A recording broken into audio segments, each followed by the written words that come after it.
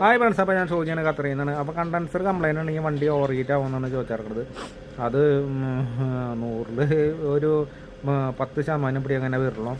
അത് കണ്ടൻസറിൻ്റെ ഈ jali അടവുണ്ടെങ്കിൽ air correct circulation നടക്കണില്ലെങ്കിൽ അപ്പോൾ റേഡിയേറ്റർ തണുത്തില്ലേ എന്ന് വെച്ചിട്ടുണ്ടെങ്കിൽ അങ്ങനെ ഹീറ്റ് ആവാനായിട്ടുള്ള സാധ്യതയുണ്ട്. അതുപോലെ തന്നെ റേഡിയേറ്ററിനെ ഈ കച്ചറ പിടിച്ചിരിക്കുന്നതെന്ന് വെച്ചിട്ടുണ്ടെങ്കിലും ഹീറ്റ് ആവാനായിട്ടുള്ള സാധ്യത കൂടുതലാണ്. അപ്പോൾ ഈ ചേട്ടൻ ഏതാ വണ്ടിയെന്നൊന്നും പറഞ്ഞിട്ടില്ല.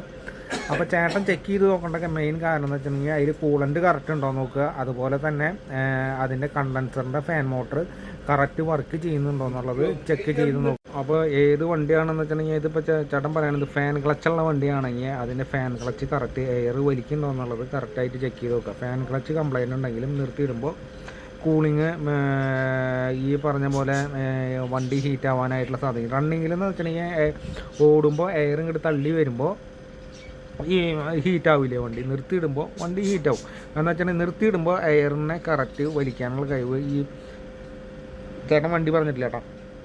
അപ്പോൾ നിർത്തിയിടുമ്പോൾ ഫാൻ ക്ലച്ചുള്ള ടൈപ്പാണെങ്കിൽ ഫാൻ ക്ലച്ചിന് കംപ്ലൈൻറ്റ് ഉണ്ടെങ്കിൽ അങ്ങനെയും വരാം. ഇനിയിപ്പോൾ ഫാൻ ക്ലച്ചല്ല, ഇതിപ്പോൾ എനിക്ക് ഏതാ വണ്ടിയെന്ന് അറിയില്ല. ഫാൻ ക്ലച്ചല്ല, ഇലക്ട്രിക്കൽ ഫാൻ മോട്ടറാണോ നോക്കാം.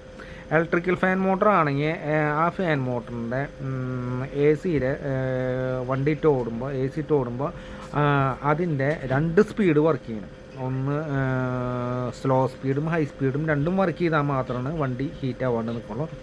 അപ്പോൾ എ സിയുടെ ഹൈ പ്രഷർ എന്ന് വെച്ചിട്ടുണ്ടെങ്കിൽ ഹൈ പ്രഷർ എ സിക്ക് എങ്ങനെ വരികയെന്ന് വെച്ചിട്ടുണ്ടെങ്കിൽ കണ്ടൻസർ ഹീറ്റ് ആകുമ്പോഴാണ് ഹൈ പ്രഷർ വരിക.